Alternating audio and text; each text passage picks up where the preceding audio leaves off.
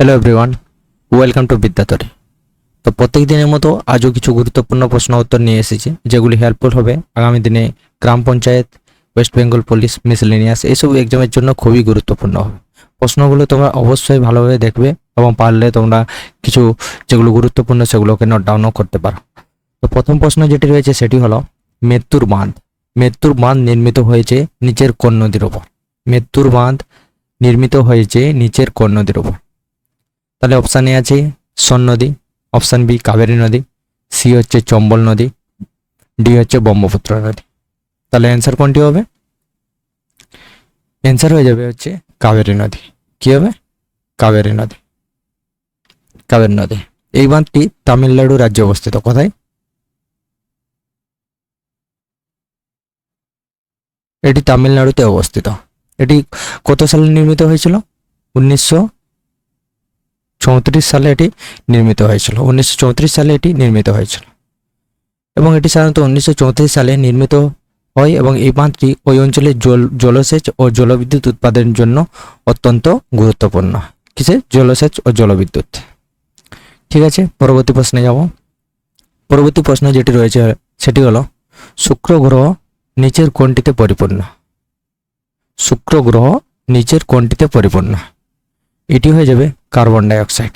কি হবে? Carbon dioxide. শুক্র গ্রহের বায়ুমণ্ডলে প্রায় 96% কার্বন ডাইঅক্সাইড থাকে। কত? 96% কার্বন ডাইঅক্সাইড থাকে। এই অতিরিক্ত গ্রিনহাউস গ্যাসের কারণেই শুক্র সৌরজগতের সবচেয়ে উষ্ণতম গ্রহ। পরবর্তী প্রশ্নে যাব। ক্যালিস্টো নিচের কোন গ্রহের উপগ্রহ? ক্যালিস্টো নিচের কোন গ্রহের উপগ্রহ? এটি হয়ে যাবে বৃহস্পতি। কার? বৃহস্পতি। বৃহস্পতি। ক্যালিস্টো হলো বৃহস্পতি গ্রহের দ্বিতীয় বৃহত্তম উপগ্রহ। কত? দ্বিতীয় বৃহত্তম উপগ্রহ এবং সমগ্র সৌরজগতের তৃতীয় বৃহত্তম উপগ্রহ। আর যদি সৌরজগতের বলা হয়,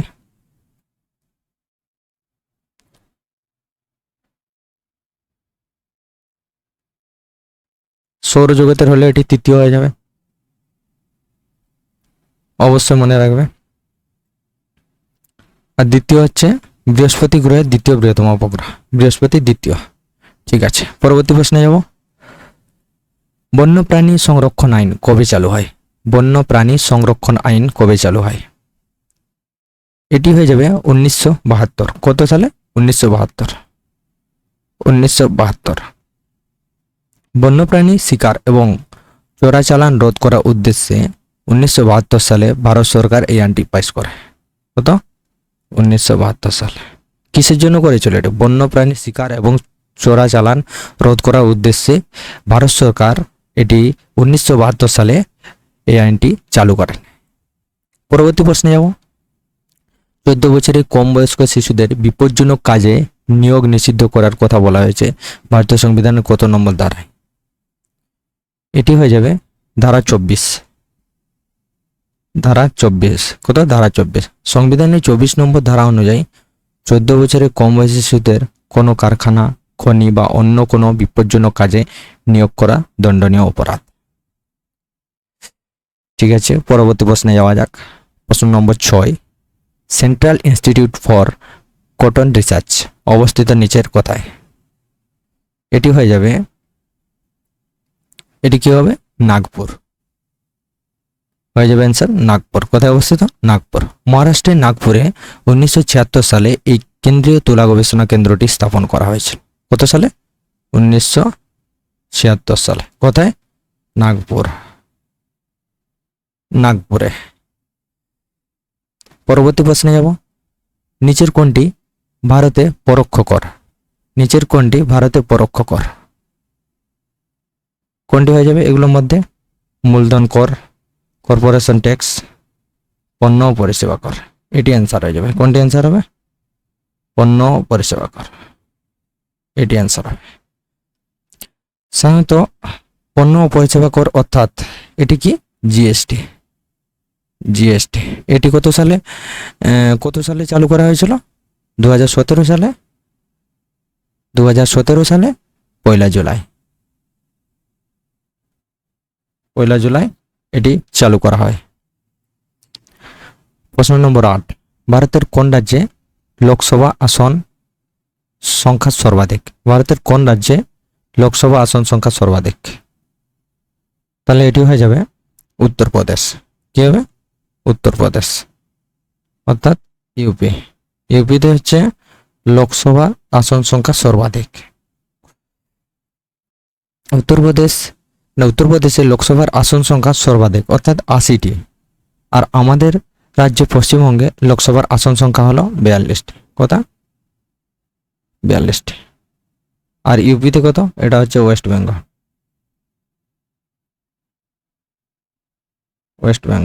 আর ইউপিতে কত? ইউপিতে হচ্ছে 80।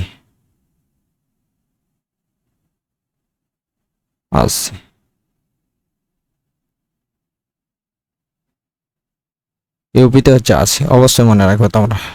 তাহলে আমাদের রাজ্যে হচ্ছে 42টি এবং ইউপিতে 80টি। সব থেকে লোকসভা আসন সংখ্যা সর্বাধিক হচ্ছে উত্তরপ্রদেশ। পরবর্তী প্রশ্নে যাব। দুধের সাদা বর্ণের কারণ নিচের কোনটির জন্য?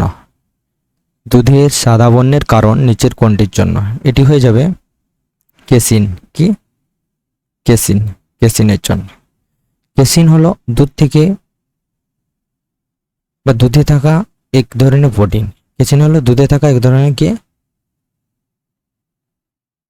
দুধে থাকা এক ধরনের প্রোটিন, যার কারণে দুধের রং সাদা দেখায়। যার কারণে কি হয়? দুধের রং সাদা দেখায়। ঠিক আছে, পরবর্তী প্রশ্নে যাব। প্রশ্ন নম্বর 10, ব্যারোমিটারের পারদ স্তম্ভের উচ্চতা ধীরে ধীরে হ্রাস পেলে নিচের কোনটির সম্ভাবনা থাকে? ধীরে ধীরে হ্রাস পেলে, মনে রাখবে যে ধীরে ধীরে হ্রাস পেলে নিচের কোনটির সম্ভাবনা থাকে? তো অ্যান্সার হয়ে যাবে বৃষ্টিপাতের সম্ভাবনা আছে। কি? বৃষ্টিপাতের সম্ভাবনা আছে। ব্যারোমিটারের পারদ ধীরে ধীরে কমলে তা বৃষ্টিপাতের পূর্বাভাস দেয়। আর যদি খুব দ্রুত বা আচমকা কমে যায় তবে তা ঝড় বা ঘূর্ণিঝড়ের সংকেত দেয়। আচমকা কমলে কি হয়? ঘূর্ণিঝড়। কিসের জন্য? যদি আচমকা কমে যায়। ঠিক আছে, পরবর্তী প্রশ্নে যাব। সাহারা মরুভূমি অঞ্চলের উষ্ণ শুষ্ক ধূলিপূর্ণ ও কষ্টদায়ক বায়ু কি নামে পরিচিত? কি নামে পরিচিত? অ্যান্সার হয়ে যাবে হচ্ছে খামসিন। কি হচ্ছে? খামসিন। খামসিন হলো একটি শুষ্ক ও ধূলিপূর্ণ স্থানীয় বায়ু, যা প্রধানত মিশর ও উত্তর আফ্রিকায় প্রবাহিত হয়। কোথায় প্রবাহিত হয়? সাধারণত এটি হচ্ছে মিশর ও উত্তর আফ্রিকা।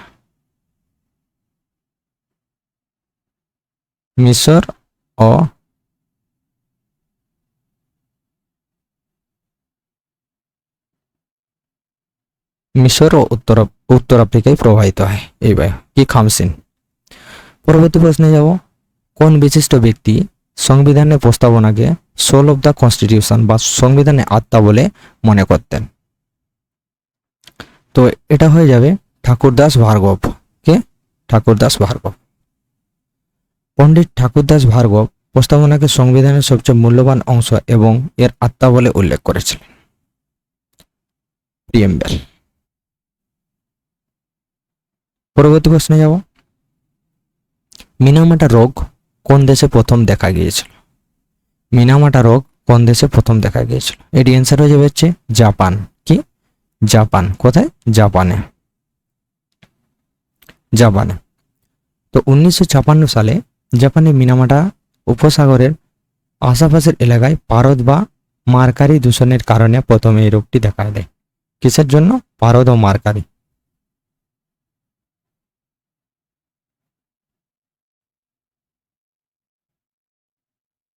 কিসের জন্য? পারদ ও মার্কারি দূষণের ফলে এই রোগটি দেখা যায়। কত সালে এই রোগটি?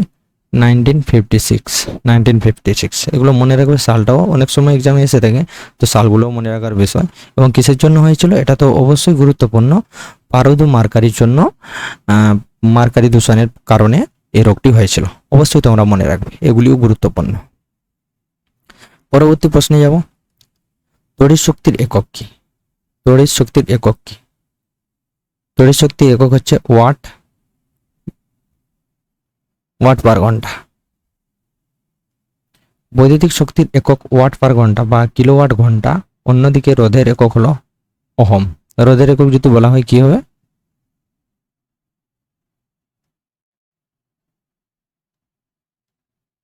রোধের একক হচ্ছে ওহম।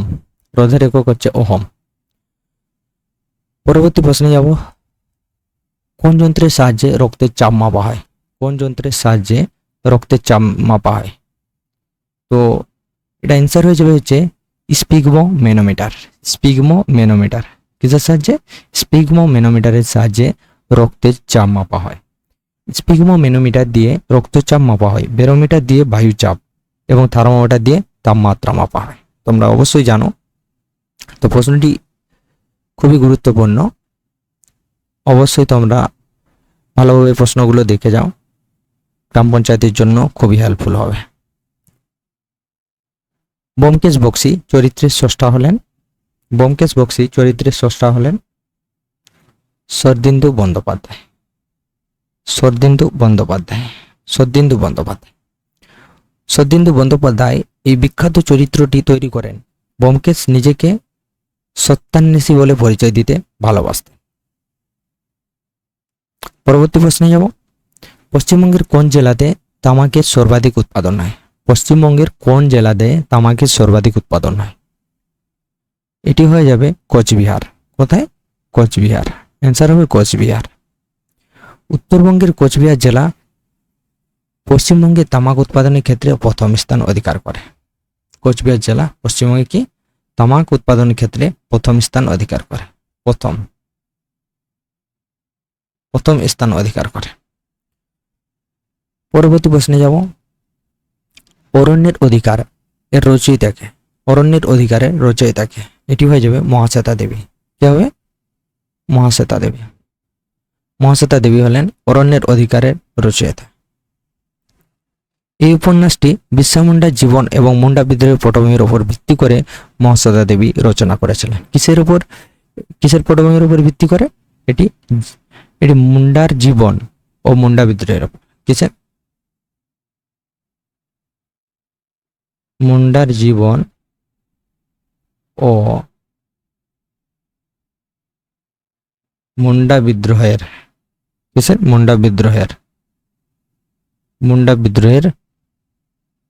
মুন্ডা বিদ্রোহের পটভূমি ওপর ভিত্তি করে মহাশ্বেতা দেবী এটি রচনা করেছিলেন। পরবর্তী প্রশ্নে যাব, দিহিং পাটকাই জাতীয় উদ্যান কোন রাজ্যে অবস্থিত? দিহিং পাটকাই জাতীয় উদ্যান কোন রাজ্যে অবস্থিত? এটি অ্যান্সার হয়ে যাবে হচ্ছে আসাম। কোথায়? আসাম। দিহিং পাটকাই আসামের অন্যতম বিখ্যাত জাতীয় উদ্যান। এটিকে পূর্বের আমাজন ও বলা হয়ে থাকে। কি? পূর্বের আমাজন বলা হয়ে থাকে।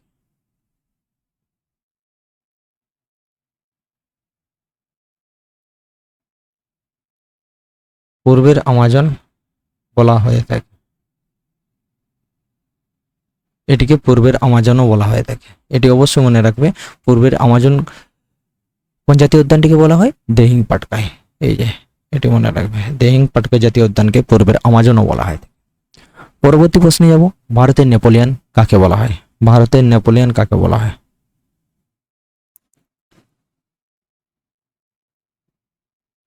এটি হয়ে যাবে সমুদ্রগুপ্ত।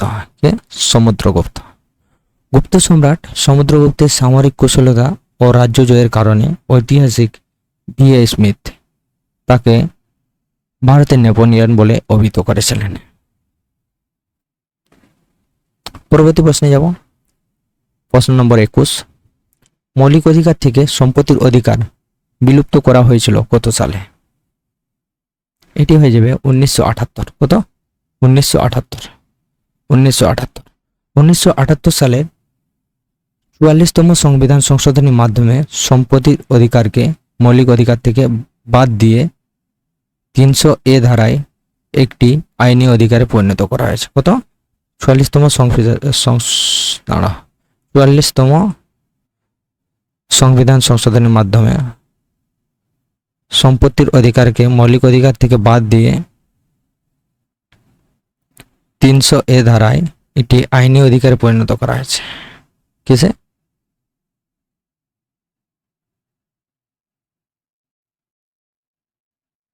আইনি অধিকারে পরিণত করা হয়। পরবর্তী প্রশ্নে যাব, তেলেঙ্গানা রাজ্য গঠিত হয়েছে কত সালে? তেলেঙ্গানা রাজ্য গঠিত হয়েছে কত সালে? এটি হয়ে যাবে 2014। 2014 সালে তেলেঙ্গানা রাজ্যটি গঠিত হয়। 2014 সালে কত? 2রা জানুয়ারি। 2রা জানুয়ারি না, 2রা জুন, সরি 2রা জুন নতুন রাজ্য হিসেবে তেলেঙ্গানা আনুষ্ঠানিকভাবে আত্মপ্রকাশ করেছে। পরবর্তী প্রশ্নে যাব, হীরাকুদ বাঁধ কোন রাজ্যে অবস্থিত? হীরাকুদ বাঁধ কোন রাজ্যে অবস্থিত? হীরাকুদ বাঁধটি সাধারণত ওড়িশায় অবস্থিত। কোথায়? ওড়িশা। ওড়িশা। হীরাকুদ বাঁধটি ওড়িশা রাজ্যে মহানদীর ওপর নির্মিত হয়েছে। কোন নদী?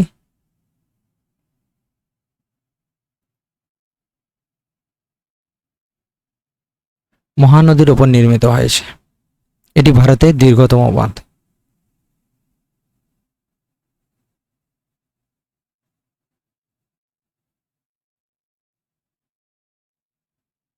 এটি ভারতের দীর্ঘতম বাঁধ। পরবর্তী প্রশ্নে যাব, নিম্নের কোন সুলতান বন্দে গান ই চেহলগান বা 40 চক্র গঠন করেছিলেন? এটি হয়ে যাবে ইলতুৎমিশ। অ্যান্সার হবে কি? ইলতুৎমিশ। পরবর্তী প্রশ্নে যাব,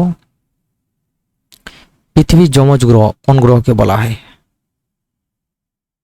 এটি হয়ে যাবে শুক্র। শুক্র। কি হবে? শুক্র। আকার, ভর এবং গঠনের দিক থেকে পৃথিবীর সাথে অনেক মিল থাকায় শুক্র গ্রহকে পৃথিবীর যমজ গ্রহ বলা হয়। পরবর্তী প্রশ্নেতে যাব, 26 নম্বর প্রশ্ন রয়েছে, ইদ্দুকি বাঁধ কোন নদীতে নির্মিত হয়েছে? ইদ্দুকি বাঁধ কোন নদীতে নির্মিত হয়েছে? অ্যান্সার হয়ে যাবে হচ্ছে পেরিয়ার। কি হবে? পেরিয়ার। পেরিয়ার। কেরালা রাজ্যের পেরিয়ার নদীর উপর এই বিখ্যাত ইদুকি বাঁধটি অবস্থিত। কোথায় অবস্থিত তাহলে? কোথায় অবস্থিত?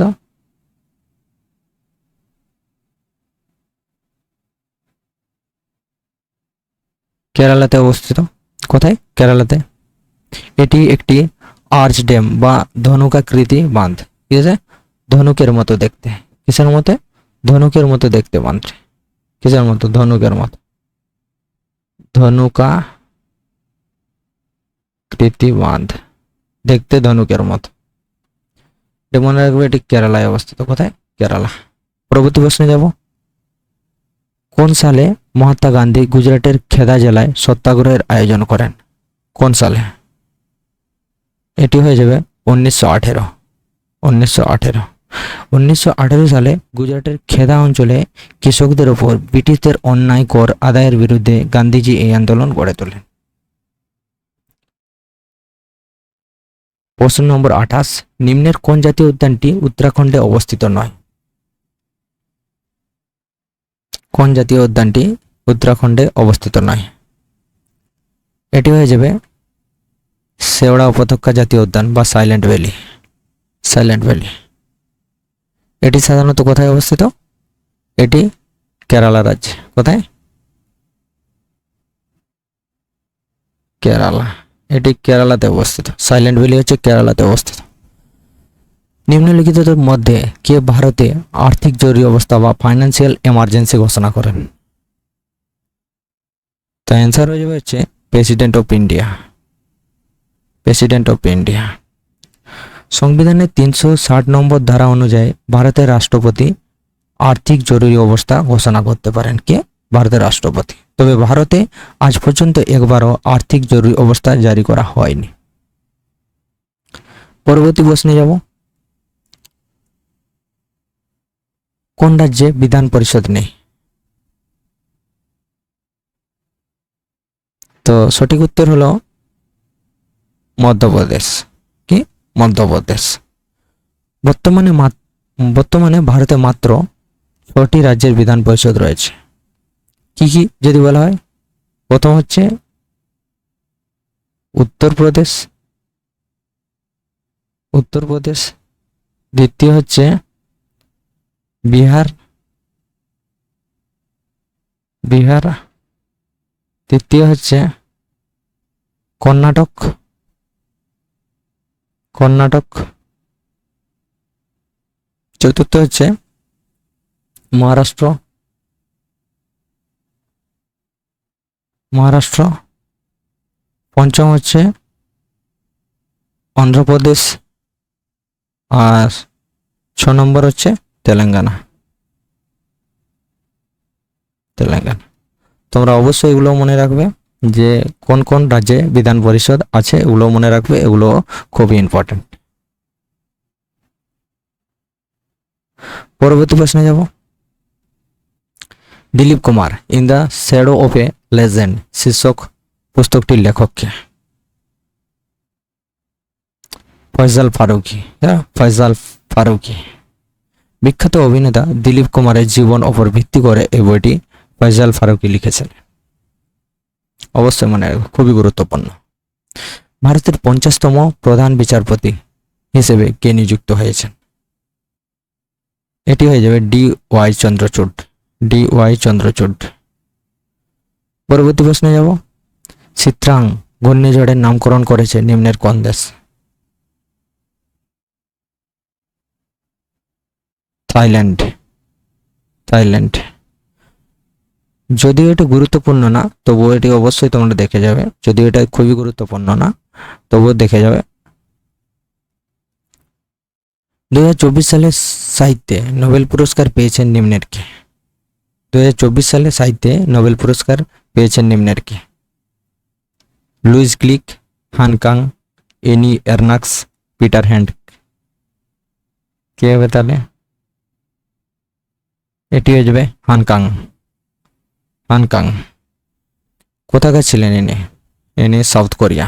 কোথায়? South Korea, south Korea. দক্ষিণ কোরিয়ার বিখ্যাত লেখিকা হানকাং 2024 সালে সাহিত্যে নোবেল পুরস্কার পান।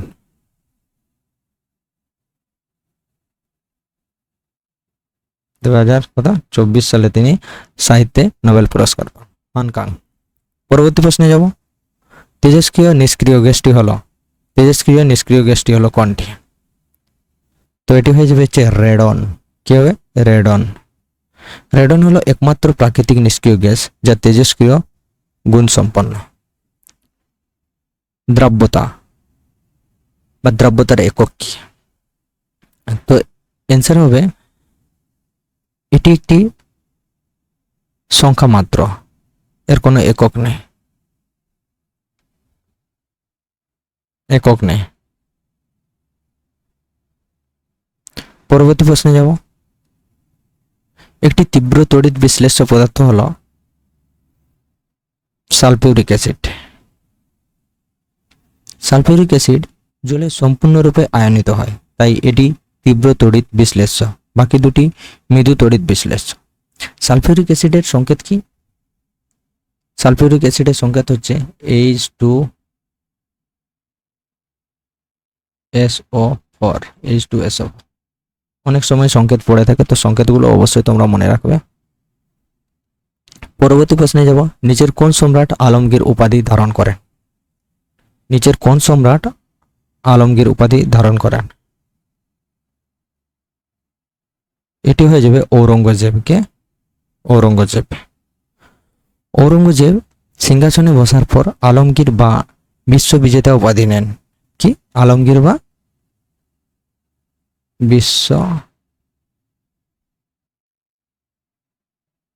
বিজেতা, বিশ্ববিজেতা উপাধি নেন। তাকে জিন্দা পীরও বলা হতো। কি? জিন্দা পীর।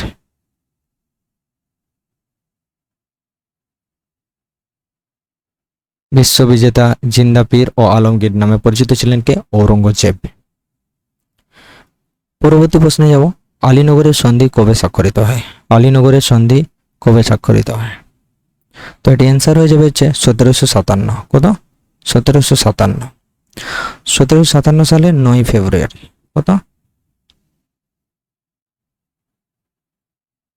9 ফেব্রুয়ারি। 9 ফেব্রুয়ারি বাংলার নবাব সিরাজদৌল্লা এবং লর্ড ক্লাইভের মধ্যে এই আলীনগরের সন্ধি স্বাক্ষরিত হয়েছিল। কার মধ্যে? সিরাজদৌল্লা ও লর্ড ক্লাইভ। সিরাজ আর কার মধ্যে? বিটুইন ক্লাইভ, ক্লাইভের মধ্যে আলীনগরের সন্ধি স্বাক্ষরিত হয়েছিল। পরবর্তী প্রশ্নে যাব, ভারতের প্রথম যোজনা কমিশন এর চেয়ারম্যান কে ছিলেন? এটি হয়ে যাবে জওহরলাল নেহরু। কে? জওহরলাল নেহরু। পরবর্তী প্রশ্নে যাব, তাপ প্রয়োগে অবস্থার পরিবর্তনের সময় পদার্থের তাপমাত্রা ড্যাশ। এটি হয়ে যাবে স্থির থাকে। কি থাকে? স্থির থাকে। পরবর্তী প্রশ্নে যাব, এ প্যাসেজ টু ইন্ডিয়া শীর্ষক বইটির লেখক হলেন? এটি হয়ে যাবে এডওয়ার্ড মর্গান ফস্টার, অর্থাৎ ইএম ফস্টার। এটি মনে রাখবে, খুবই গুরুত্বপূর্ণ। EM foster. 1924 সালে ইএম ফস্টার এই বিখ্যাত উপন্যাসটি লিখেছিলেন। কত? 1924 সালে। এ প্যাসেজ টু ইন্ডিয়া 1924 সালে, যা ব্রিটিশ রাজ্যের পটভূমিতে তৈরি। পরবর্তী প্রশ্নে যাব, নিম্নের কে পদার্থবিজ্ঞানে প্রথম নোবেল পুরস্কার পেয়েছিলেন? এটি হয়ে যাবে উইলহেলম কনরাড রন্টজেন। 1901 সালে এক্স রে আবিষ্কারের জন্য জার্মান বিজ্ঞানী রন্টজেনকে পদার্থবিদ্যায় প্রথম নোবেল পুরস্কার দেওয়া হয়। 1901 সালে। 1901 সালে তিনি কি করেন? এক্স রে আবিষ্কারের জন্য জার্মান বিজ্ঞানী রন্টজেন, কোথাকার ছিলেন ইনি? জার্মানি ছিলেন। এক্স রের জন্য ওনাকে কি দেওয়া হয়? পদার্থবিদ্যায় প্রথম নোবেল পুরস্কার দেওয়া হয়। পরবর্তী প্রশ্নে যাব, ইউনাইটেড নেশনস ইন্ডাস্ট্রিয়াল ডেভেলপমেন্ট অর্গানাইজেশনের সদর দপ্তর কোথায় অবস্থিত? বা ইউএনআইডিও এর সদর দপ্তর কোথায় অবস্থিত? অ্যান্সার হয়ে যাবে ভিয়েনা, অস্ট্রিয়া। 1966 সালে এই সংস্থাটি গঠিত হয়। কত সালে? 1966 সালে এস্টাবলিশ। 1966 সালে এটি গঠিত হয়। এর সদর দপ্তর অস্ট্রিয়ার রাজধানী ভিয়েনাতে। কোথায়? হেডকোয়ার্টার কোথায়? হেডকোয়ার্টার হচ্ছে ভিয়েনাতে। পরবর্তী প্রশ্নে যাব, ট্রপোস্ফিয়ারের গড় উচ্চতা কত? ট্রপোস্ফিয়ারের গড় উচ্চতা হচ্ছে 13 কিমি। 13 কিমি। ভূপৃষ্ঠ থেকে ট্রপোস্ফিয়ারের গড় উচ্চতা 13 কিমি। মেরু অঞ্চলে 8 কিমি। মেরু অঞ্চলে কত হয়? যদি মেরু অঞ্চলে বলে, অঞ্চলে মনে রাখবে, মেরু অঞ্চলে 8 কিমি এবং নিরক্ষীয় অঞ্চলে 18 কিমি। নিরক্ষীয় অঞ্চলে 18 কিমি।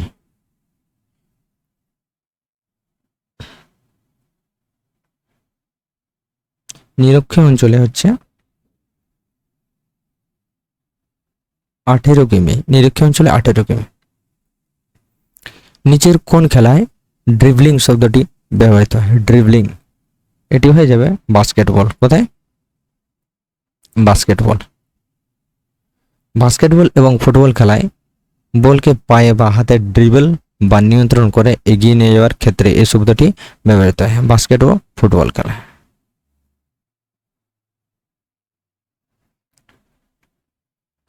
পরবর্তী প্রশ্নে যাব, মানবদের ক্ষুদ্রতম হাড় কোনটি? এটি হয়ে যাবে স্টেপিস। আমাদের কানের ভিতরে থাকা স্টেপিস হলো মানবদের ক্ষুদ্রতম হাড়। কোথায় থাকে? কানের ভেতরে।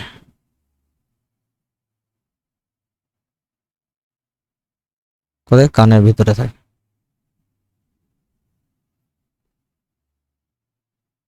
কানের ভিতরে থাকে। আর সবচেয়ে বড় হাড় হলো পায়ের ফিমার। বড় হাড়